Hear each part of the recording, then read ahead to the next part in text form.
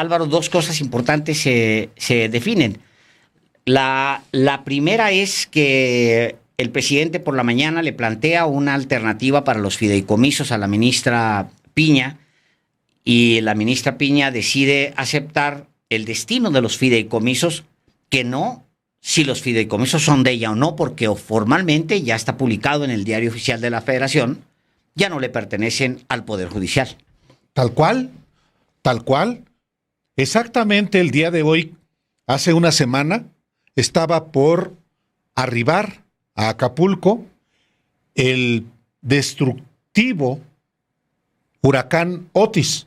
A esta hora, así comenzamos justamente los periodistas, hablando de un huracán que se aproximaba a las costas del Pacífico, particularmente a Acapulco, y justamente el día de hoy, cuando está por cumplirse una semana de la devastación que generó este meteoro, el presidente formula una propuesta para que los 15,000 millones de pesos que integran los 13 fideicomisos y fondos que ya deben estar en la tesorería de la Federación sean destinados como parte de la reconstrucción de Acapulco.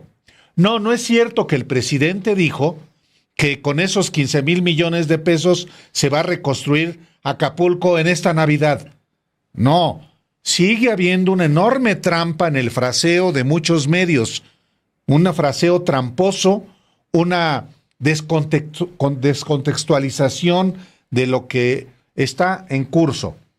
Lo que el presidente López Obrador planteó es que, pues este dinero, que ya no pertenece al Poder Judicial gracias a una reforma aprobada por las dos cámaras del Congreso y promulgada en el Diario Oficial de la Federación, bueno, este dinero pueda ser efectivamente destinado al plan de recuperación y de reconstrucción de Acapulco como parte de muchísimas acciones y como parte de otros recursos naturalmente que deberá haber para esta reconstrucción.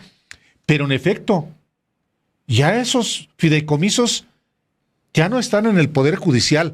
Podrían estarlo en el caso de que efectivamente el propio Poder Judicial emita una suspensión provisional, que lo puede hacer.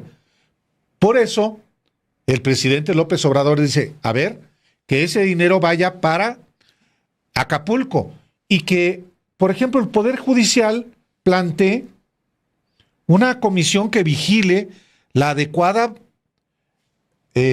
aplicación de ese recurso. Y más tarde, la ministra presidenta de la Corte, Alejandro, dice, órale. Tal cual. Lo cual te dice, Álvaro, que en realidad los fideicomisos no eran necesarios. O sea, lo que te dice es que había politiquería detrás y que la ministra ha tomado la determinación de ceder esos fideicomisos en la parte política. En la parte formal, ya los fideicomisos no eran del Poder Judicial, porque así lo determinó otro poder independiente. ¿Qué le quedaba al Poder Judicial? Violar la Constitución, que no sería raro dado los salarios que tienen, y decidir que algo en lo que tiene un interés, participar en algo que tiene un interés, que sería pues algo que viola la Constitución, punto. O sea, si ellos deciden revertir la decisión del legislativo en algo que les atañe directamente, pues sería violar básicamente la Constitución. Entonces, formalmente ya eso no le pertenecía, pero a la hora que la ministra Piña dice, está bien, vamos a que ese dinero se vaya al Poder Judicial, a Acapulco, en los hechos lo que dice es que no lo necesitábamos. Tal cual. Y así se les dijo muchas veces y de muchas maneras. ¿Qué tanto influyó, Alejandro, la encuesta de ENCOL sobre el Poder Judicial? Sobre todo en cuanto a que hay una mayoría que apoya la desaparición del poder de los fideicomisos por una parte, y por otra parte, una encuesta que también dice que el Poder Judicial gasta mucho. Sí. Yo creo que es algo que no puede pasar inadvertido y el presidente lo presenta el día de hoy. ¿Qué dice la encuesta que presenta el presidente y que salió hace apenas, te voy a decir, ayer? Ayer justamente. Ayer. Uh-huh. Dice que a 3 días de que se haya publicado en el Diario Oficial de la Federación la eliminación de 13 de los 14 fideicomisos del Poder Judicial, el 51% de las y los mexicanos está a favor de la medida. Pero los datos se ponen más complicados para el Poder Judicial cuando dice que el 58% opinó que el Poder Judicial gasta más de lo que debería. 58% gasta más de lo que debería. Y en tanto que el 19% apenas señaló que ocupaba justo lo que debería, y el 14% prefirió no responder o no conocía del tema. Ahora, en la medición de esta encuesta que publican el País y también W Radio, hay otro dato, Álvaro, que es la valoración con respecto al Poder Judicial, la valoración que hace la gente con respecto al Poder Judicial, que creo que vale la pena mencionar. Mira, déjame lo encuentro aquí. Eliminación de fideicomisos. ¿Qué dice la gente? Bueno, una amplia mayoría considera que el Poder Judicial o le da... a ver, no quiero inventar. Dice la encuesta.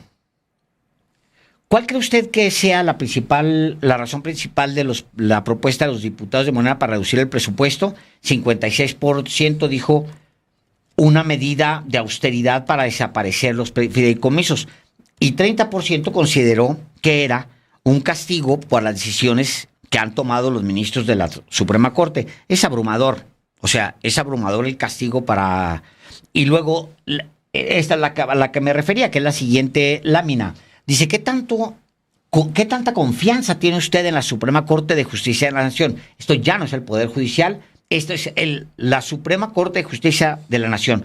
62% de los mexicanos considera que no le tiene confianza, o tiene más bien poco o nada confianza en la Suprema Corte de Justicia de la Nación. Esto se publica el día de ayer. El día de hoy, en la mañana, el presidente reta a la ministra Piña a que se pronuncie y dice, vamos a agarrar esos fideicomisos, si quieren hacemos una mesa de trabajo con secretarías para que sepan a dónde van ese dinero, y camino allanado. La ministra acepta que no son necesarios para operar. Punto. Sí, el presidente de la República hace esta formulación y invita a que integrantes del Poder Judicial formen parte del comité que vigile la aplicación de estos 15,000 millones de pesos que por lo demás ya no están en el ámbito del Poder Judicial. Veamos cómo lo planteó el presidente López Obrador. Entonces, si ya decidió el Poder Legislativo de que esos fideicomisos son un abuso, es un fondo de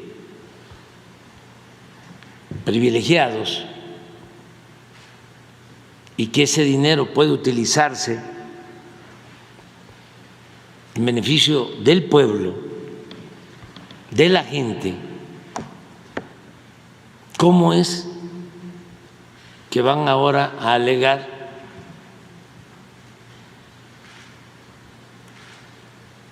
de que actuó mal el Poder Legislativo?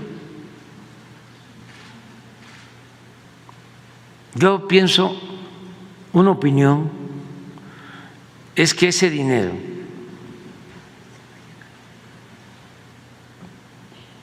que se tiene que regresar a la Federación, porque así es se cancela el fideicomiso y los 15,000 millones vienen a la tesorería de la Federación para que el Ejecutivo los aplique en beneficio del pueblo. ¿Qué les propongo a los integrantes del Poder Judicial? Un acuerdo que se destinen los 15,000 millones a apoyar a los damnificados de Acapulco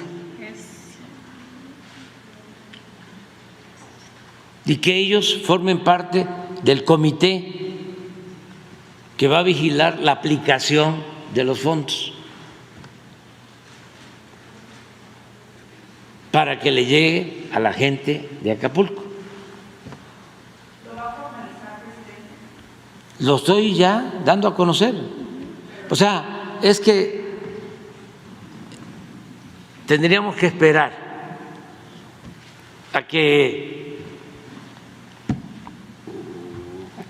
se publique la ley de ingresos, el presupuesto, y luego ver si no va a haber controversia, pero ellos podrían decir, estamos de acuerdo,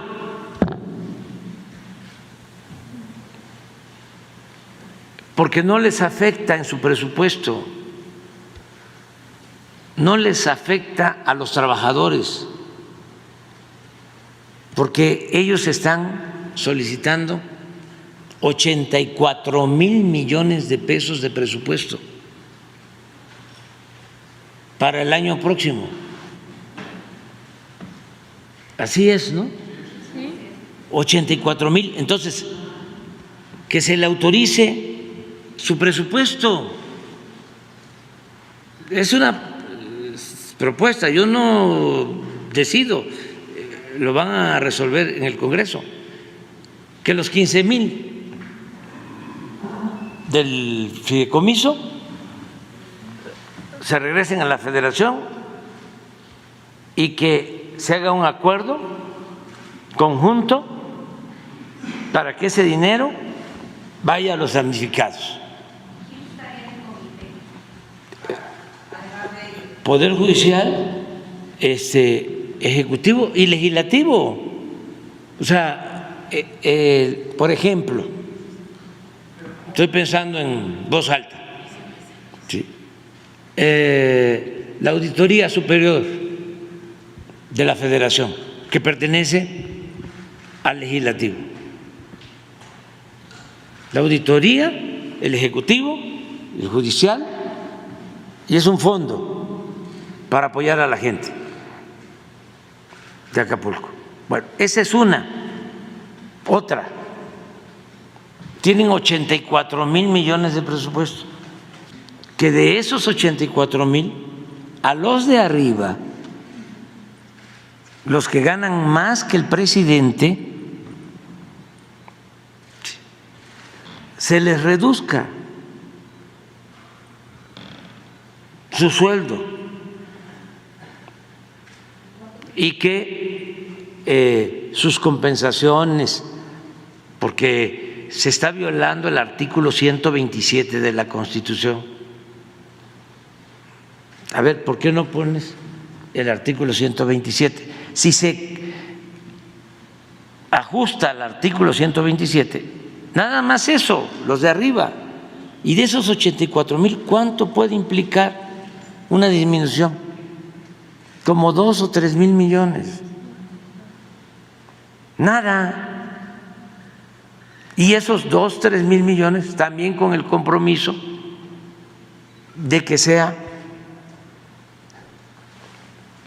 podría ser, si ya se va a tener el fondo de Acapulco, para becas para estudiantes de familias pobres del país. Los 2 o 3 mil millones de ahorro, a lo mejor es hasta menos. Imagínense que digan no con alegatos de todo tipo, como leguleyos, ¿no? Con el apoyo de los legisladores conservadores que están al acecho y van a todas porque quieren sacar votos, quieren obtener votos. Presenten una controversia constitucional o un recurso de inconstitucionalidad. ¿Cómo se va a ver el Poder Judicial? ¿Van a resolver a favor de ellos mismos?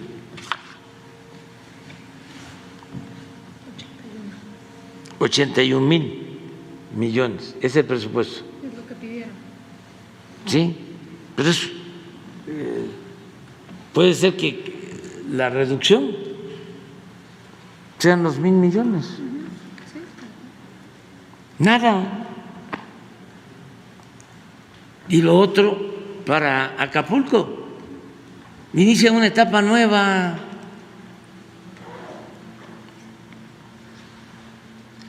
Pero bueno, vamos a esperar. Presidente, De todas maneras, yo le digo a la gente de Acapulco y de Guerrero, no les va a faltar nada. O sea, nosotros sí, tenemos recursos porque no se permite la corrupción, porque hay un plan de austeridad republicana y porque lo primero es atender al pueblo. En los hechos, Alejandro, después de esto que formuló el presidente y la respuesta que da la ministra Norma Piña, presidenta de la Suprema Corte de Justicia de la Nación y también presidenta del Consejo de la Judicatura Federal, pues la dobla, porque la respuesta de Norma Piña es de anuencia. Claro, hay letras chiquitas que vale la pena considerar, pero está diciendo, órale. Ganan más que el presidente, les dice, y viola la Constitución. También podemos hacer un recorte en sus salarios. Entonces la respuesta fue, perdón, mejor vamos a pasar los fideicomisos. Imagínate, carajo. O sea, porque la otra eran dos propuestas las del presidente a la Suprema Corte. Una era, vamos a pasar los fideicomisos tal cual, ustedes vigilen la aplicación del recurso. La otra es que todos los que ganan más que el presidente, que violan la Constitución, aporten ese copete, lo aporten directo a Acapulco. De todas maneras, Guerrero debe saber que hay dinero para apoyarlos y de hecho hoy lanza el compromiso de que para diciembre, en un mes y medio, va a rescatar. Y lo que hace la ministra Peña del día de hoy es decir, bueno, no, los copetes no, mejor vamos a canalizar los fideicomisos. Vamos a esperar su propuesta, porque el presidente lo subraya. Imagínense que digan no, y con alegatos de todo tipo, con leguleyos, con el apoyo de los legisladores conservadores, presenten una controversia. ¿Cómo se va a ver? ¿Cómo se va a ver el Poder Judicial? Y lo que la ministra Norma Piña responde en una comunicación poco más tarde es que, dice, es una alternativa real que nos permitirá actuar como Estado. Este párrafo es interesante, Alejandro. Dice Norma Piña Hernández, en representación del Poder Judicial de la Federación, le manifiesto que tenemos conocimiento de la propuesta expresada en su conferencia matutina relativa a destinar el dinero que integra los fideicomisos públicos a la ayuda y defensa de las personas damnificadas por el huracán Otis en Guerrero. Y añade, como lo he manifestado antes, desde el Poder Judicial Federal estamos obligados a garantizar los derechos de todos los integrantes de nuestra institución. Lo anterior al margen de que, desde que inició este año, mi administración ha venido trabajando en un proyecto de reingeniería tanto de los fideicomisos como del ejercicio del presupuesto asignado, con el objeto de que, por un lado, se garanticen esos derechos y por el otro, se mejore el uso y aprovechamiento de los recursos públicos para el cumplimiento de otros fines sociales, como sin duda en este se requiere. ¿Cuál? Y luego, dice la ministra, un poco devolviéndole el balón al presidente López Obrador. A partir de lo anterior, quedo a la espera de la definición del canal institucional para dialogar los términos con la finalidad de concretar la propuesta en cuestión. Sin otro particular, reciba un saludo cordial. Es decir, a ver, ¿cómo le hacemos? Y claro, la vía va a tener que ser a través de la Secretaría de Gobernación, que conforme a la Ley Orgánica de la Administración Pública Federal es la institución que se carga de la relación con los poderes de la Unión.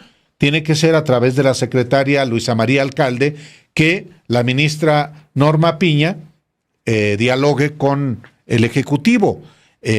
Pero ni modo que Norma Piña ahora vaya a decir que siempre no, porque ya los fideicomisos, en primer lugar, ya no son del Poder Judicial. Correcto. ¿Va a decir que no al recorte de los sueldos? En los hechos, Álvaro, lo que está haciendo es decir, no nos toquen los sueldos, mejor quédense con sus fideicomisos, claro. Y ahí no demos, ¿no? Sí, ya cooperamos. Ya hicimos la vaca. A la vaca ya le entramos con 15,000 millones de pesos. Pero no. Dejen las cosas como están, ¿no? Ahí muere. Sí. Ahí muere. Fíjate, Álvaro, ahí lo saben, pues, ¿no? O sea, ellos saben perfectamente que la Suprema Corte es profundamente ineficiente y saben también perfectamente que sobran los estudios, no, como falta honestidad intelectual. Es un tema que se ha debatido desde antes en la academia misma. Se ha debatido, Álvaro, el tema de los excesos. De los excesos. Y de los privilegios. Y de los privilegios del Poder Judicial. O sea, se había dicho también, por ejemplo, en su momento era de extrañarse que Denise Dresser defendiera a los gastos y los salarios de Lorenzo Córdoba y compañía, cuando ella misma había escrito un texto que yo aquí les leí en íntegro, donde decía, pues, oigan, ¿qué les pasa, no? También, dos de los que apoyan a la Suprema Corte, o están del lado, pues, de la Suprema Corte, Carlos Elizondo Mayer Serra y Ana Laura Magaloni Kerpel, habían ellos mismos escrito un ensayo que el presidente mostró en su momento, había mostrado en una conferencia prensa, pero muy rápido, no lo había mostrado a profundidad. ¿Qué decía este ensayo o este estudio? Es o sea, en 2010, creo, es del 2010, sí. Ellos hablaban de la ineficiencia de la Suprema Corte. Ahora han cambiado de opinión, pero si nos vamos a la página 6, nomás para darles una idea, dice el cuadro número 5, dice, número total de funcionarios de los más altos tribunales en 2010. La Suprema Corte de Justicia de la Nación tenía 3,116 funcionarios en los altos niveles, en los altos tribunales. Es decir, los tribunales de última instancia, pues, ¿no? 3,116 funcionarios. La Suprema Corte de Justicia de la Nación, la Suprema Corte de Estados Unidos, 483, Álvaro. O sea, no frieguen. el país más poderoso del mundo con, 483 altos funcionarios, comparado con la de México que tiene o tenía 3,116 en 2010, ¿eh? Sí, puede ser que tenga más. Pero Luego fácil. el Tribunal Constitucional de España, 278. El Tribunal de Canadá, 209.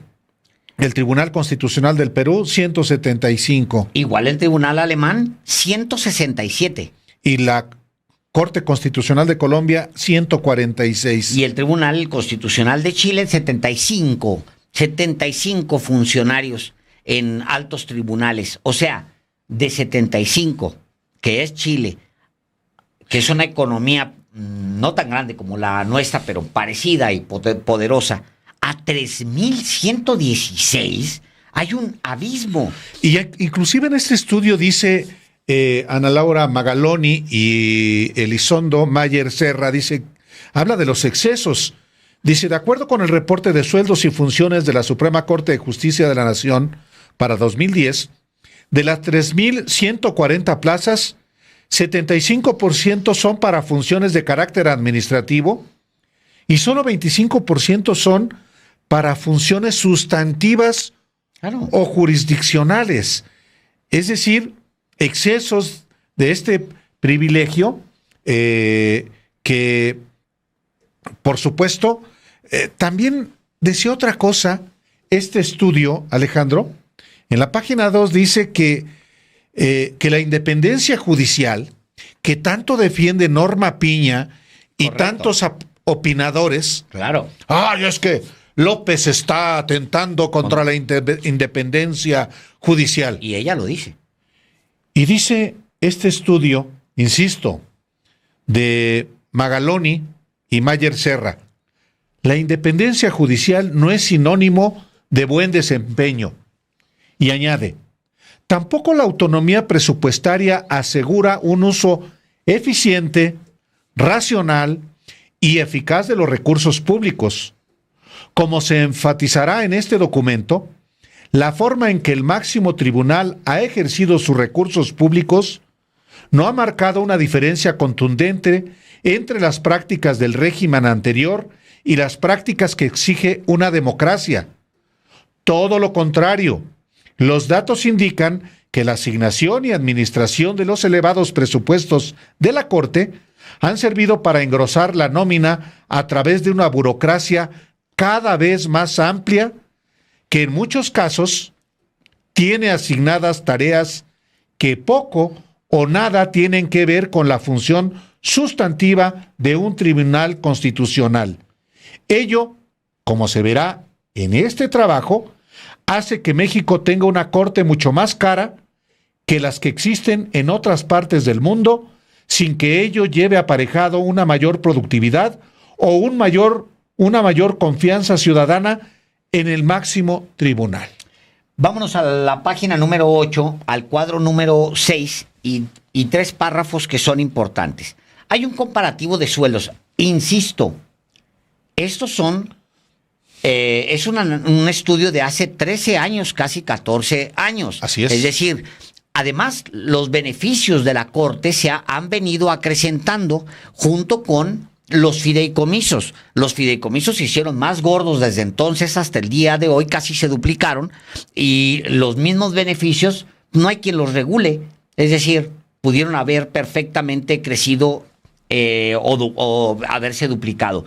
Comparativo de sueldos promedio por ministro por país, esto es en pesos, en 2000 a 2009.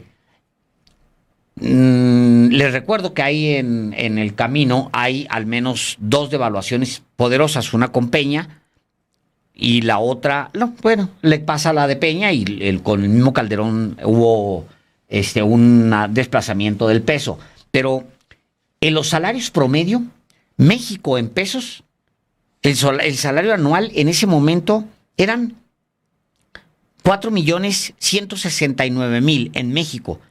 Obviamente ya no están en 4 millones, Álvaro. En 4 millones. Ahora mismo están en... Si los promediamos en los 700 que plantea con todo y prestaciones el mismo presidente, pues, y solamente los ministros, 700,000. No, sí, 700,000. Estamos hablando de que son cerca de 9 millones de pesos, Álvaro. Es el doble de lo que se está planteando aquí. Sí. Solamente de los ministros. ¿Ganan menos en Canadá? ¿Ganan menos en Estados Unidos, en Alemania, en España, en Colombia? Se entiende ahí, en Colombia y Perú son economías más pequeñas, pero también te habla de la cantidad de abusos. Ahora, vámonos al párrafo inmediato, los 2 párrafos que vienen abajo de este estudio que en su momento publican, pero ya se olvidó. Estos 2, uno de ellos articulista al menos del periódico Reforma. No, también a Laura Magaloni. Magaloni también. Bueno, en este comparativo los ministros mexicanos son los que más ganan en comparación con los otros jueces en el mundo que llevan a cabo tareas similares, dice el texto. Es llamativo que nuestros ministros ganan más del triple que los peruanos y un 35% más que los españoles. Lo más peculiar del caso mexicano con respecto a los sueldos y prestaciones de los ministros es que una vez retirados los ministros, siguen recibiendo una pensión vitalicia que va de los 150,000 a los 255,000 pesos mensuales y no por ello se obligan a no seguir ejerciendo la profesión de abogado, sea litigante o en el sector público. La Constitución solo les exige 2 años de no trabajar. Pasado este tipo, trabajen o no, continúan recibiendo su pensión mes con mes. Con ello, la justificación o racionalidad de dicha remuneración se rompe por completo. En fin, ahí estaba, es decir, el diagnóstico estaba muy claro, pero ahora como se trata de oponerse, aún si sea a ciegas y faltando incluso a tu propia moral y ética. No, y a la Carta Magna, a la Constitución, ¿sí, Alejandro? Bueno, me refiero a los analistas. Ya dejan de hablar del tema y ahora de lo que realmente se trata es de hacerse uno con un poder que sea antagónico al poder del presidente de la República. Sí, como nunca, la Corte está y el Poder Judicial en general están bajo escrutinio. Y qué bueno que así sean. Son servidores públicos. Antes se les veía muy poco porque al final de cuentas no había conflicto con el Poder Ejecutivo. Así es. Y no había conflicto porque estaban subordinados. Y de pronto podrían tener algunos jaloneos, pero no pasaba nada. El Ejecutivo no se metía con los del Poder Judicial, no porque fuera demócrata y respetuoso del equilibrio de poderes. No, sencillamente porque no le movía a cosas que le importaba que aprobara ese poder, y ese poder, el judicial, se los aprobaba siempre y cuando no se metiera tampoco con él en lo que les importaba. Hoy... siempre y cuando se subordinaran. Que no, por supuesto.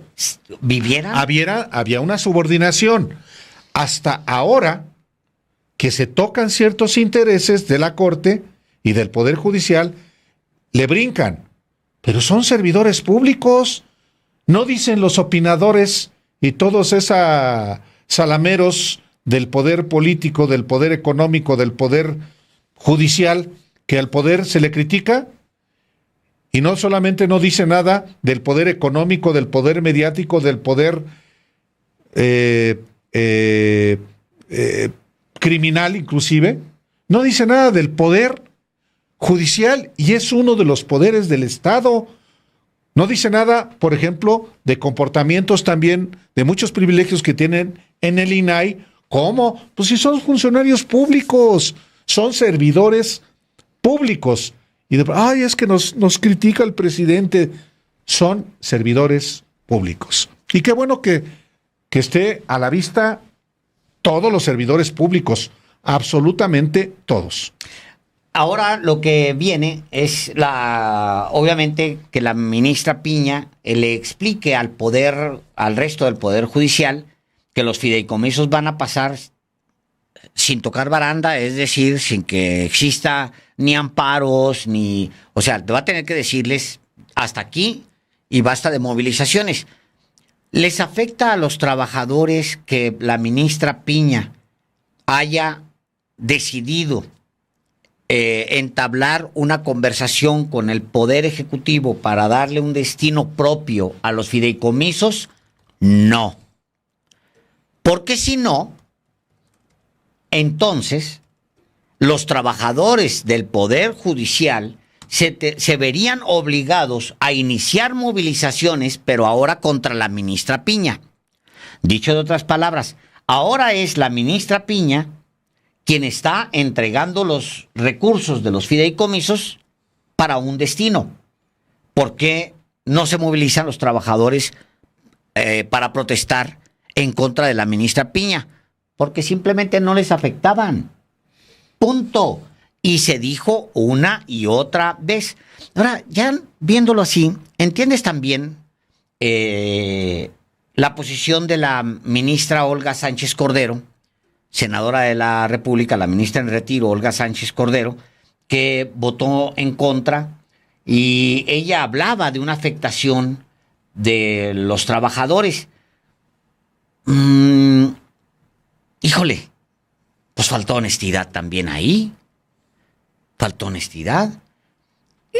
La decisión de la ministra Piña pone en entredicho las movilizaciones a las que obligó al sindicato a hacer, pone en entredicho el voto incluso de la oposición en las dos cámaras, pone en entredicho a la misma Olga Sánchez Cordero porque reconoce que con el presupuesto que le asigna el Poder Legislativo puede perfectamente solventar los gastos y más, mantener los privilegios de la élite en la Suprema Corte de Justicia de la Nación, en el Consejo de la Judicatura Federal e incluso en el Tribunal Electoral del Poder Judicial de la Federación, donde, por cierto, Álvaro, su presidente, por fin, se despidió.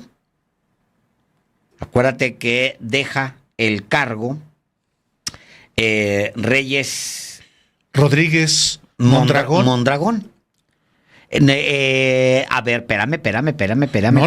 No. Es Vargas. Es, claro, José Luis Vargas. Es Vargas el que se va. Sí, se van. Él y Dalfer Infante terminan su periodo magistrados del Tribunal Electoral. Pero este Vargas no es distinto que el otro. Este es el que se le descubren un montón de cosas una y otra vez. Yo me acuerdo de este Vargas metido en escándalos por sus viajes, por ejemplo.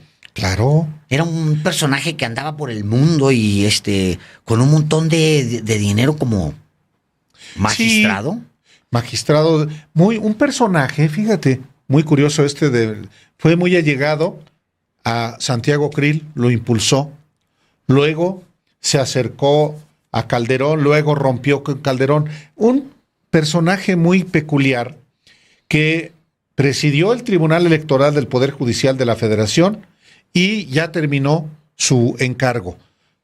Por tanto, están vacantes 2 asientos de la Sala Superior del Tribunal Electoral del Poder Judicial de la Federación y en un momento, Alejandro, en el que ya está en curso el proceso electoral y que le corresponde al Senado definirlos.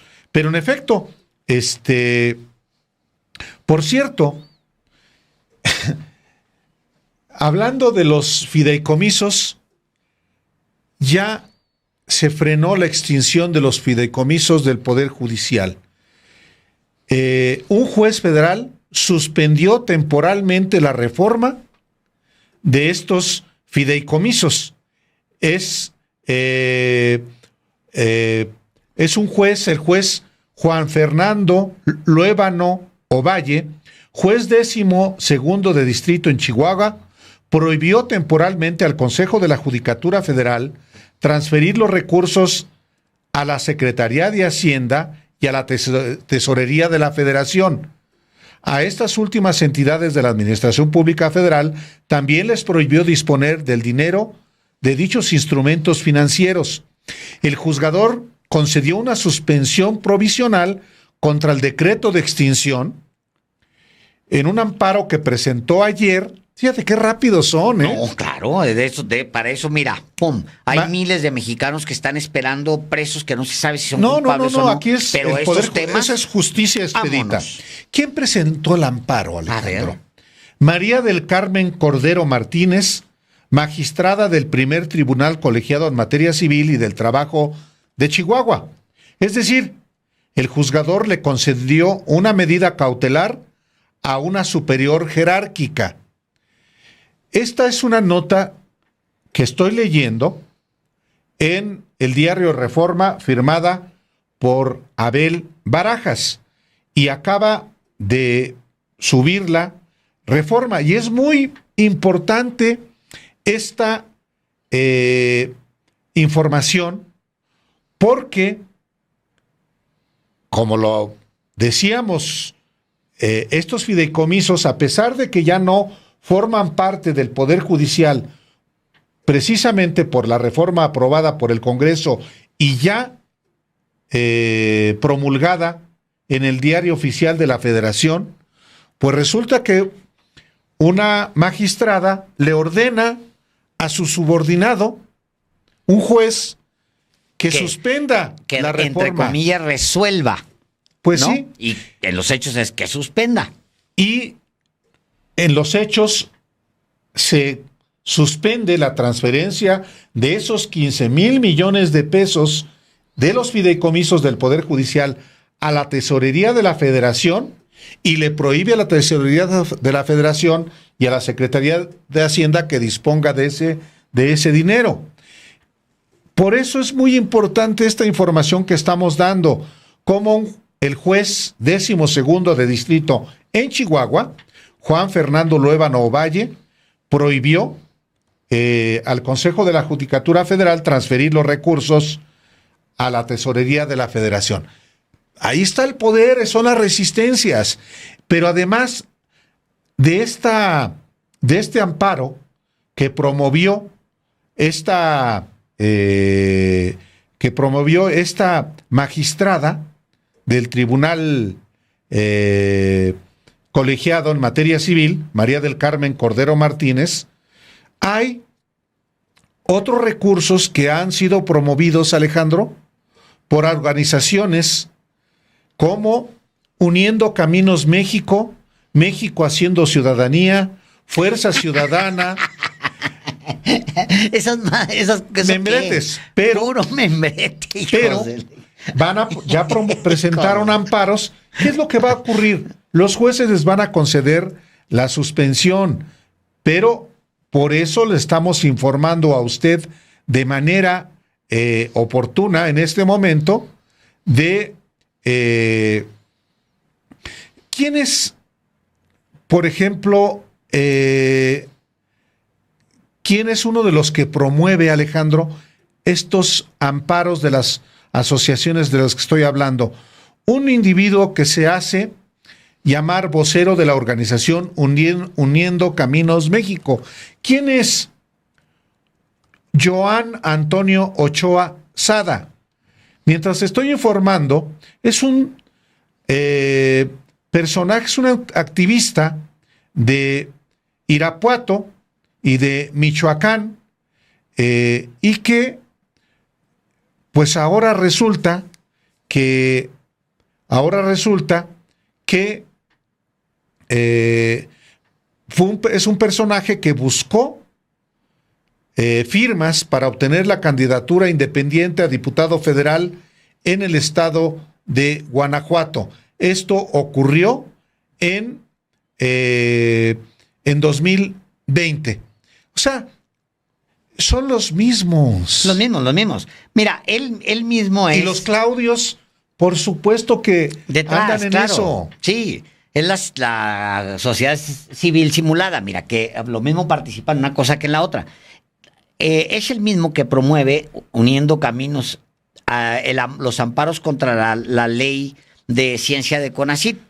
Claro. Es el mismo. O sea, son exactamente los mismos. Son grupitos que se mueven de un lado a otro, como lo hicieron con los libros de texto. Eran los mismos. Los mismos. Entonces, aquí el asunto es que, por una parte, hay mucha hipocresía también, Alejandro. Sí. Por una parte, ante el emplazamiento del presidente López Obrador, Norma Piña dice, sí, y por el otro lado, ese mismo poder deja sin efectos la transferencia de los recursos, deja sin efecto, en todo caso, la reforma, Alejandro. Sí. Es que lo que era lo que se esperaba.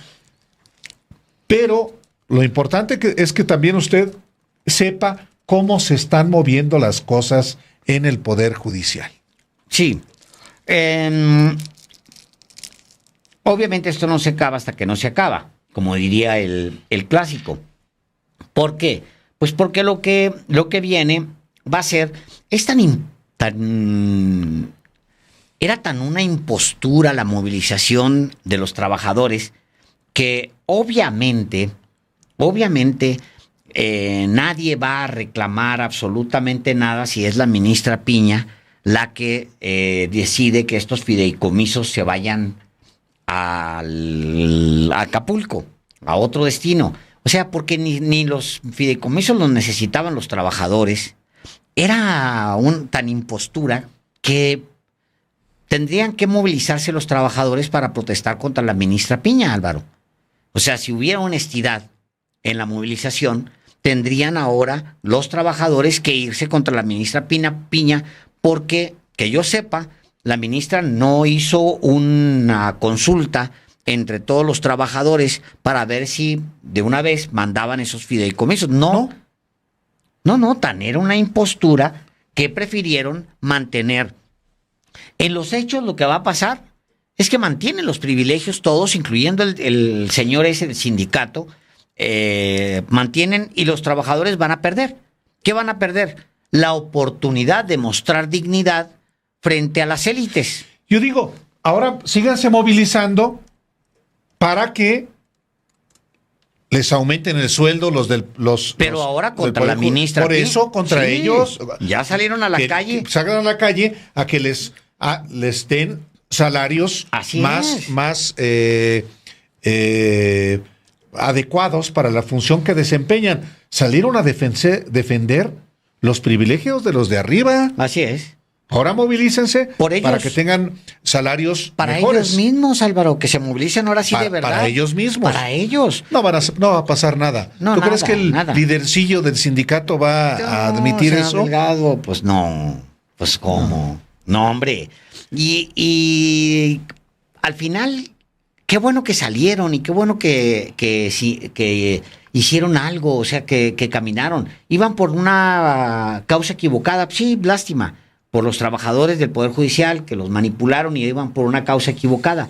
Tan equivocada que ahora es la ministra Piña la que decide que se va a otra causa, los fideicomisos, y ellos no van a marchar contra la ministra Piña. Eso es un hecho. Pero ya que aprendieron a movilizarse, les explicamos nada más que en este país muchos mexicanos nos hemos movilizado por fraudes electorales, por la desaparición de los 43 normalistas, hemos marchado los 2 de octubre, durante muchos años los mexicanos hemos marchado por distintas causas. ¿Y saben qué? Nos va muy bien. Es decir, nos sentimos muy bien con nosotros mismos, ya que aprendieron a salir a marchar y que ahora se dieron cuenta que hay manera, pues, de movilizarse frente a una causa, pues, movilícense por sus salarios. Ahora exíjanle a la ministra Piña que bajen los salarios de las élites y que ustedes tengan un buen ingreso, un ingreso decente como corresponde. Eso lo pueden hacer. Pues sí, sin duda. Sería lo ideal. Digo, ya se movilizaron, qué bueno. Bendito Dios.